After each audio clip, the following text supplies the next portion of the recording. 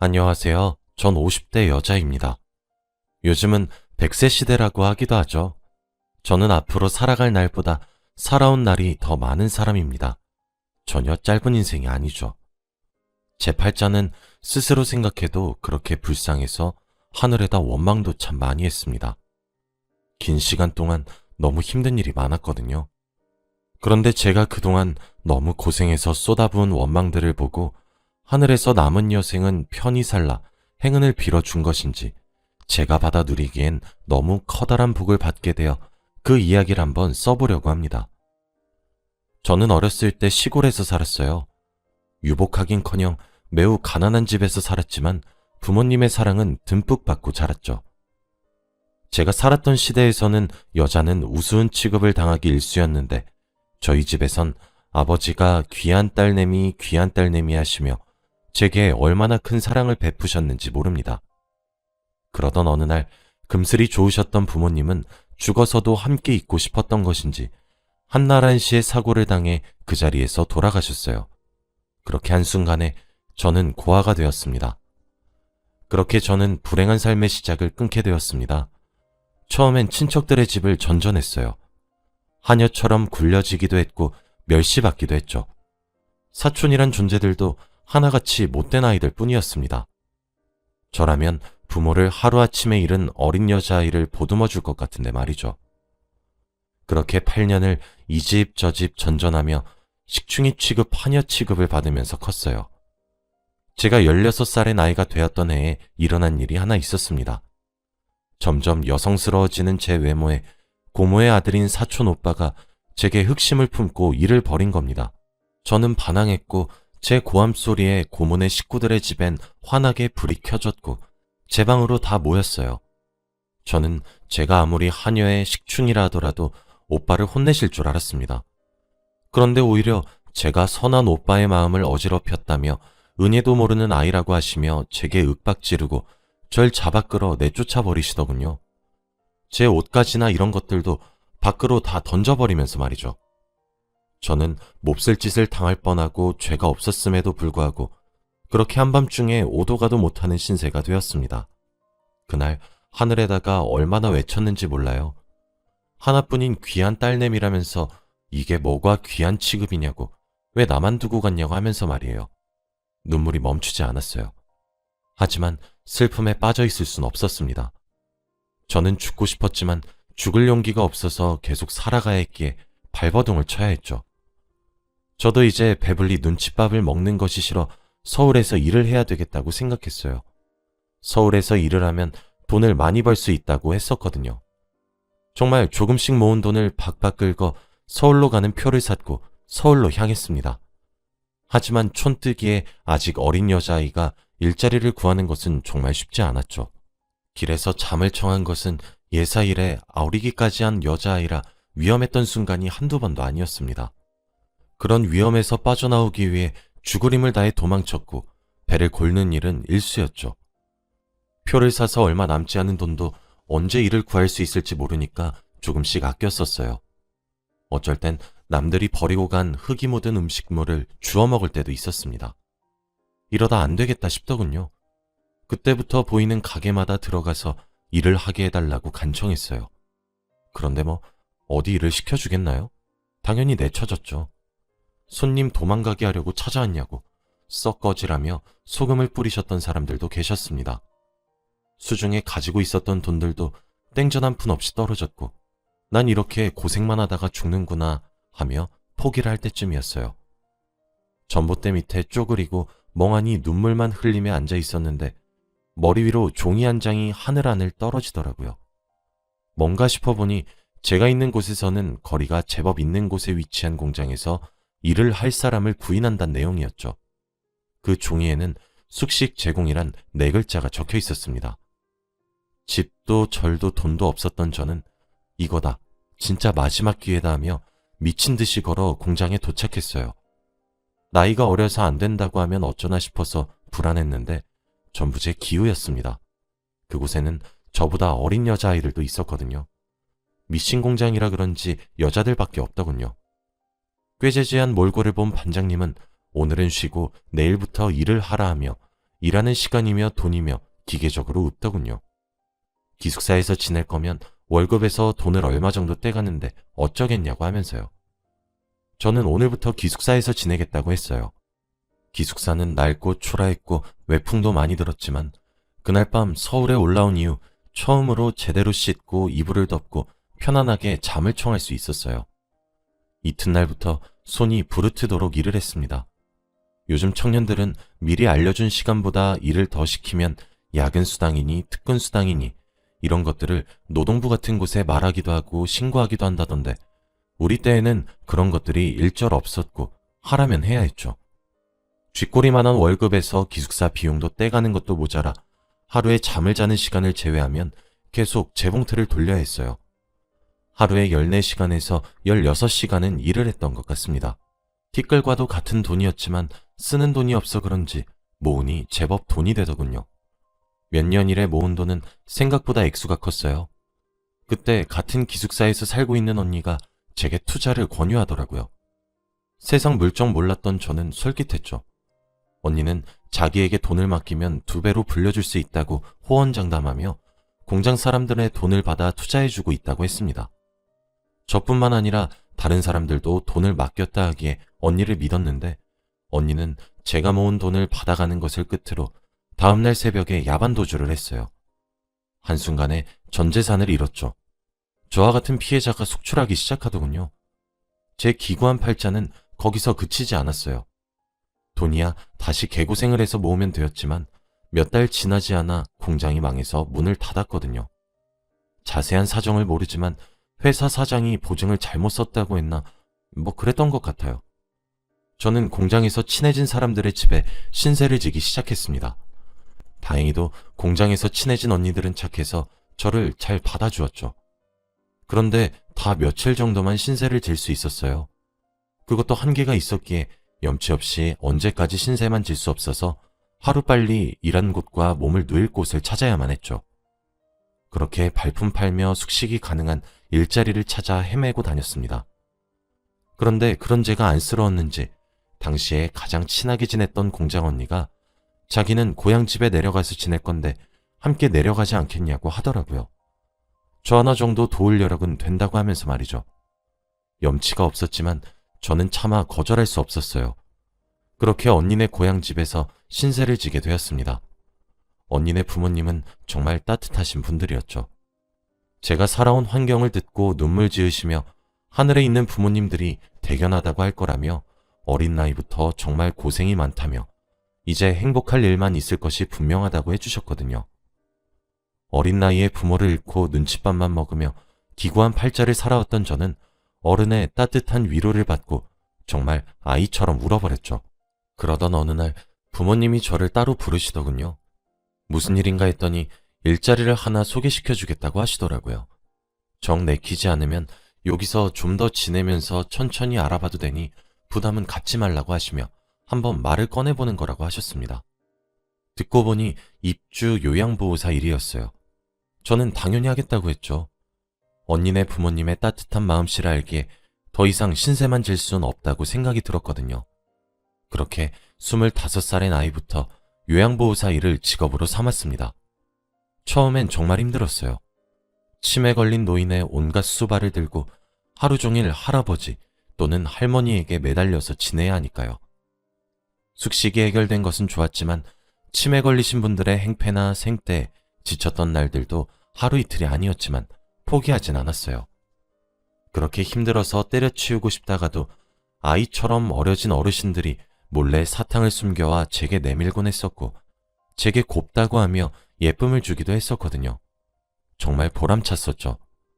그렇게 지금까지 제가 마지막 숨을 거두실 때까지 살펴드린 할머니와 할아버지의 수가 꽤 됩니다. 아무래도 입주까지 시켜 24시간 돌보게 했기 때문에 저를 고용했던 사람들의 집은 잘 사는 집들 뿐이었어요. 점점 시간이 가면서 저도 나이를 먹어갔고 모은 돈도 정말 많아졌죠. 공장 때와는 비교도 안 되게 대우가 많이 좋았습니다. 이제 점점 내 삶도 나아지겠지 하며 무르르듯 살았어요. 그 사이 저는 30대가 되었고 40대가 되었죠. 그리고 어르신들을 도와주는 직업인 요양보호사의 일이 제게 천직이었는지 저는 프로가 되었고 점점 제게 일을 소개시켜주는 사람들이 많았어요. 아무래도 제게 맡겨보셨던 분들이 저를 그들의 지인에게 추천해주는 것 같더라고요. 그때 남편과 하나 있는 딸을 사고로 잃은 데다가 암까지 걸린 할머니의 입주 요양보호사를 구한다는 이야기를 듣게 되었습니다. 나이는 82세였어요. 그런데 하루아침에 건강과 가족을 동시에 잃어서 그런지 성격이 괴팍하다고 소문이 자자해서 일을 하러 갔다가도 3달도 채 지나지 않고 사람들이 포기하고 도로 나온다고 하더라고요. 그러다 제 귀에까지 들려오게 되었죠. 임금을 살펴보니 남들보다 2배 정도의 시세였어요. 그래서 제가 하겠노라 말을 했죠. 저는 그 나이가 되도록 결혼도 하지 않았고 자식도 없었거든요. 그저 돈을 모으는 재미로만 삶을 살았죠. 그리고 저처럼 사고로 가족을 다 잃어 세상에 혼자 남겨진 분이시기도 했고 게다가 암까지 걸리셨다니 남처럼 느껴지지 않았습니다. 다들 그 할머님께 아무리 가지고 있는 슬픔이 커도 저렇게 심보가 괴팍하면 어쩌냐고, 그러니까 큰 병에 걸린 것이라 손가락질했지만 저는 누구보다 세상에 혼자 남겨진 기분을 잘 알았고 이해가 되었기에 더 마음이 갔었던 것도 있었어요. 할머님의 집에 일을 하러 가기로 한 날이 되었죠. 와, 그런데 생각했던 것보다 훨씬 괴팍하셨어요. 저는 암에 걸리신 것만 알았는데 얼굴의 절반이 화상 자국으로 덮여 있으시더라고요. 알고 보니 남편과 딸을 잃어버렸던 사고가 화제였다고 합니다. 가까스로 어머니는 구출이 되었는데 남편과 딸은 그만 숨을 거두고 만 거죠. 그래서 그런가 사람이 대화를 하면 눈을 마주치고 말을 해야 하잖아요. 그런데 할머님을 쳐다보기만 하면 악을 쓰며 소리를 지르기는 일쑤였어요. 저렇게 혈압을 올리시다 쓰러지면 어떡하나 싶어 걱정이 될 정도로 화를 내시기도 했죠. 음식은 또 어찌나 가리셨는지 몰라요. 말동무가 되기는커녕 말을 붙이려고만 하면 저를 노려보곤 하셨죠. 그러니까 오히려 오기가 생기더라고요. 내가 포기하나 봐라 하는 심정으로 계속해서 할머님께 다가갔습니다. 할머님은 남편과 딸의 사망보험금을 받아 살림이 엄청 넉넉하셨는데 투자의 신이 붙었던 것인지 보험금을 굴리고 굴려 몇십억 대의 자산 가셨어요. 저는 그런 할머님께 빨래를 개어드리면서 제 이야기만 조잘조잘 거렸죠. 들은 척도 하지 않으시는 것 같았는데 다 들으셨나 보더라고요. 저는 투자를 어떻게 하시는 거냐며 사기도 당해봤다고 하는 제 말에 이게 멍청한 것 하시기도 했거든요. 그러면 저는 그러게요. 제가 너무 순진했었나 봐요. 하고 넘겼어요. 그 뒤로도 제가 칼질을 하다 손가락을 베는 날이면 아니 너는 눈이 없냐? 하며 혼내셨었고 제가 할 일을 끝내고 소파에 앉아있다 잠깐 꾸벅 졸면 득달같이 달려오셔서 넌 지금 시간에 잠이 와? 잘 거면 방으로 썩 들어가! 하며 화를 내셨었거든요. 그래서 오해했었나 보더군요. 저는 주위에서도 할머니 성질이 보통이 아니다, 괴팍하다, 온갖 소리를 다 듣고 여기에 일을 하러 오기도 했고 실제로 할머님께서 제게 따뜻한 말 한마디 하지 않으시니 색안경을 끼고 바라보았던 것이었어요. 할머니는 전혀 괴팍하신 분이 아니셨거든요. 말을 조금 세게 하시는 분이셨죠. 제가 손가락이 칼에 베었던 날에도 후시딘을 던지듯 제게 주셨고 소파에서 꾸벅꾸벅 조는 날이면 거실 TV 소리를 낮추셨어요. 할머니가 따뜻하다는 사실을 알아채니 할머니의 꾸중도 듣기 즐겁더군요. 저도 정을 많이 주게 되었어요. 점점 할머님께 진심이 되어갔죠. 사람이 살다 보면 소주가 땡기는 날이 있잖아요. 마음이 헛헛하고 어수선한 그런 날이요. 할머님을 모시고 산 지 1년이 다 되어가면서 저희 부모님의 기일이 다가왔었어요. 할머님 잠자리를 봐드리고 거실에 혼자 앉아 창밖에 떠있는 달을 보며 소주를 한 잔 두 잔 기울이기 시작했죠. 그런데 달칵하며 할머님이 문을 열고 밖으로 나오시더라고요. 아주 청승이란 청승은 다 떨고 지랄이여. 너 왜 안 자고 이러고 있어? 하며 소파로 슬그머니 엉덩이를 붙이셨어요. 그때 저도 모르게 웃음이 나더라고요. 왜 웃냐는 질문에 그냥 그저 기분이 좋아서요. 라고 대답했어요. 잠시 정적이 흐르고 할머님이 물어보시더군요. 너 왜 지금 그 나이 먹도록 결혼도 안 하고 애도 안 낳고 살아? 하시면서요. 그때 처음으로 할머님께 제 이야기를 들려드렸던 것 같아요. 어르신, 제 팔자가 얼마나 기구했는지 아세요? 제가 뭐 돈이 있기라나 가족이 있기라나. 그러니 이 나이 먹도록 남자 한번 제대로 못 만나고 돈이나 벌면서 살고 있죠.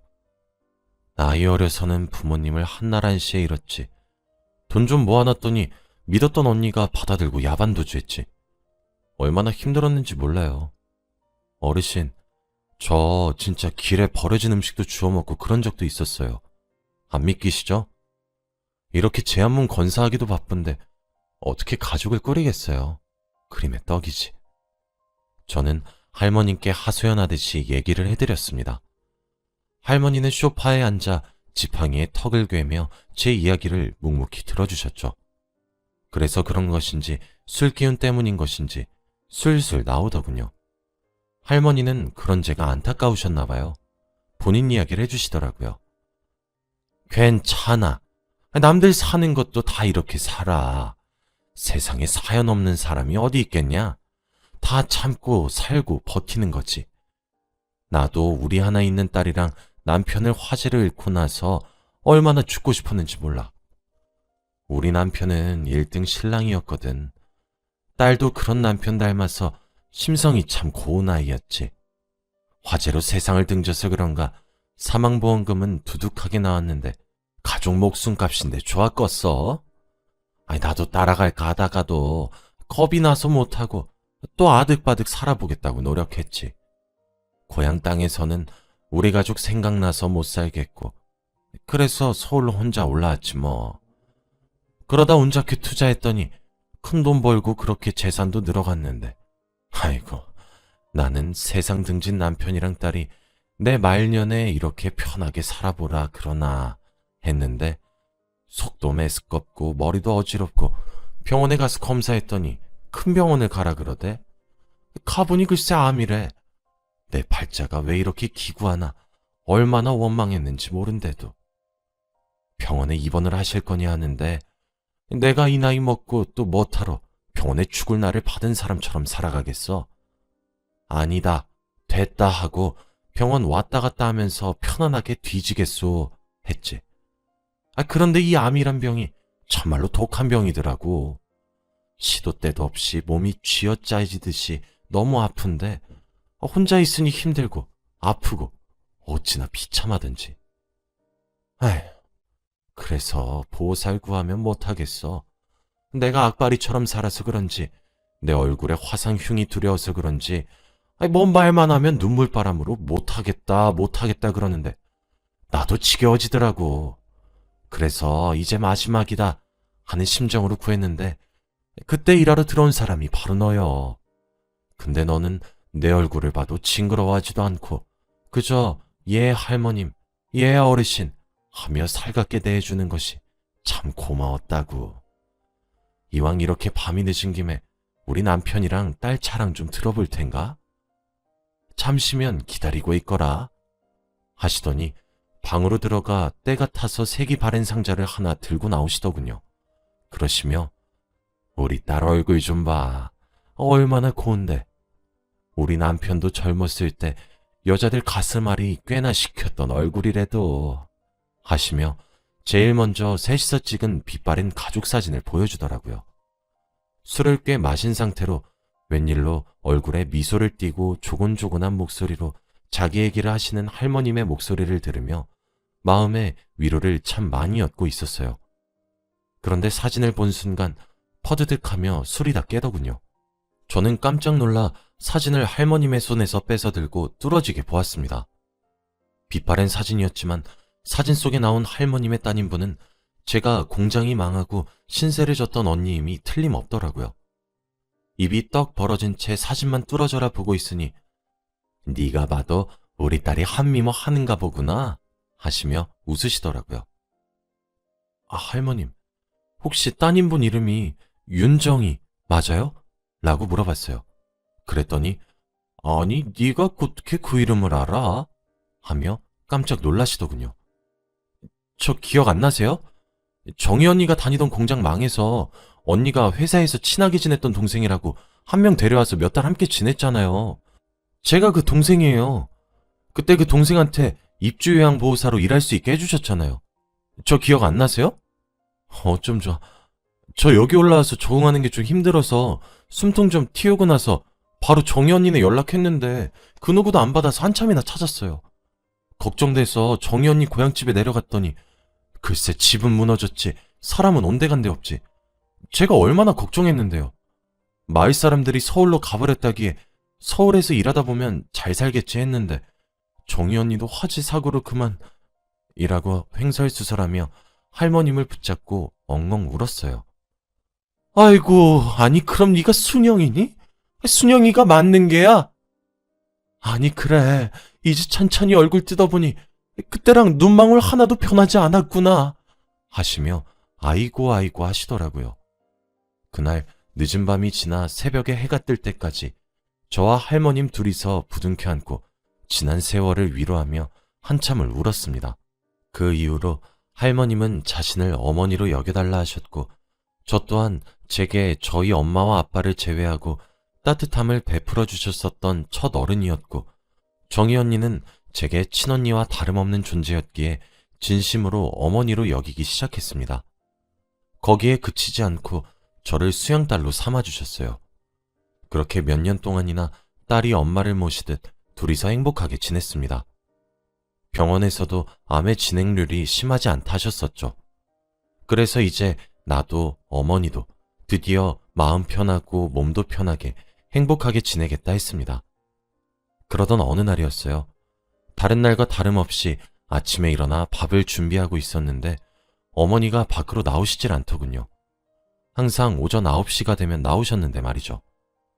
웬일로 늦잠을 주무시나 하면서 방문을 열었더니 어머니가 이불에 그대로 누워 있으셨습니다. 엄마, 오늘 웬일로 이렇게 늦잠을 자요? 해가 좀 있으면 중천에 뜨겠어요. 하며 다가가 흔들어 깨웠는데 어머니 배 위에 올라가 있던 손이 힘없이 바닥으로 떨어지더군요. 불안했습니다. 서둘러 손가락을 코 밑에 대었어요. 숨을 쉬지 않으시더군요. 황급히 귀를 심장에 가져다 댔어요. 심장도 뛰지 않더군요. 몸도 이미 체온이 식어 있었습니다. 사람이 너무 크게 놀라면 눈물도 나오지 않는다는 사실을 아시나요? 119에 다급히 전화를 걸었어요. 뭐라고 신고를 했는지 기억도 나질 않아요. 병원에서는 사망 원인이 노안인 것 같다 하시더군요. 무슨 정신으로 어머님의 장례를 치렀는지 모르겠습니다. 가족도 잃고 돈도 잃은 노인네가 뭐가 그리 보고 싶어서 데리고 가셨냐. 하늘에다 물어보기도 했고 겨우 가족처럼 기대어 지낼 딸내미 만든 지 몇 년이나 지났다고 날 두고 가시냐. 사진에 대고 혼잣말도 했었죠. 왜 자기가 죽을 날을 아는 것처럼 돌아가시기 하루 전날 제게 고맙다고 하고 사랑한다고 한 거냐고. 이러려고 그랬냐고 혼자 펑펑 울다가 어느새 장례가 끝났더군요. 이왕 가신 거 하늘에 가서 보고 싶었던 남편과 딸내미 손잡고 잘 쉬셔라. 의사가 노안으로 사망하면 고통이 없다던데 아마 마지막엔 고통 없이 편하게 자는 잠에 돌아가신 건 어찌 보면 다행이다 하며 생전 바다를 좋아하셨던 것이 기억나 인천 앞바다에다 유골을 뿌려드렸어요. 사망 신고를 하고 오니 변호사가 집으로 찾아오더군요. 윤수영 씨 집에 계십니까? 하면서요. 문을 열어서 안으로 들어오라니 저희 어머니가 혼자 남은 수영 딸 걱정에 유산을 미리 다 정리를 해놓으셨더군요. 어머니는 저를 수양딸로 들이시고 1년 정도 뒤에 유언장을 적으셨다고 해요. 거기엔 자기가 죽으면 제게 모든 재산을 위임하겠다고 적혀 있었습니다. 그렇게 받은 유산이 40억 정도 됩니다. 유언장과 함께 동봉된 편지에는 저를 딸이라고 지칭하시면서 자기가 죽으면 세상에 혼자 남을 제 걱정에 눈을 감으려다가도 번쩍 떠진다고, 자기가 죽으면 이제 고생하지 말고 남은 노년 남자친구도 만들어보고 그렇게 즐겁게만 살다가 따라오라고, 많이 사랑하고 둘째 딸이 되어주어 너무 행복하고 사랑한다고 적혀 있었습니다. 더 해주지 못한 것만 기억나 미안하고 죄스러웠는데 어머니가 끝까지 저를 걱정하시며 세상을 뜨셨던 것이 참 가슴이 아파왔어요. 저는 여전히 어머니와 함께 지냈었던 집에서 혼자 생활하고 있습니다. 어머니가 원하셨던 것처럼 남자친구는 만들어보지 못했지만 저처럼 어린 시절 어른들에게 외면받고 힘들게 사는 아이들에게 후원하고 봉사활동을 하며 나름대로의 행복을 찾으면서 잘 지내고 있어요. 오늘은 딱 어머니가 돌아가신 지 5주기가 되는 날이에요. 제 후원을 받으며 대학을 졸업하고 취직에 성공한 여자아이가 하나 있습니다. 저를 엄마라고 부르는 가슴으로 낳은 딸 같은 존재죠. 어버이날 첫 월급으로 사온 것이라며 꽃다발과 스카프, 그리고 편지를 한 통 써왔더군요. 자기 인생이 너무 어두컴컴해 나쁜 생각을 하려고 결심했을 때 한 줄기 비처럼 엄마인 제가 나타났다고요. 사랑하고 고맙다고 적혀 있었습니다. 그 편지를 읽으니 저는 아직도 바다 여행을 즐기고 계실 저희 어머니가 참 많이 생각이 나네요. 처음엔 기구하다 여겼던 제 팔자가 이젠 남부럽지 않게 여유롭게 평화로운 나날이 지속되고 있습니다. 이게 다 어머니 덕분이겠죠. 제 이야기를 하고 싶었던 이유는 제가 후원하는 아이들처럼 요즘 젊은 사람들이 참 나쁘고 극단적인 선택을 하려고 많이 고민하는 것 같아서 해보고 싶었습니다. 내 팔자가 왜 이렇게 기구한가, 왜 이렇게 불행한가 싶으시겠지만 그래도 포기하지 말길 바래요. 똥밭에 굴러도 이승이 났다고 나중엔 분명 볕들 날이 찾아올 테니 제 이야기에 위안받아 열심히 살아가 주시길 부탁드립니다. 제 긴 이야기를 읽어주셔서 감사합니다. 항상 행복하세요.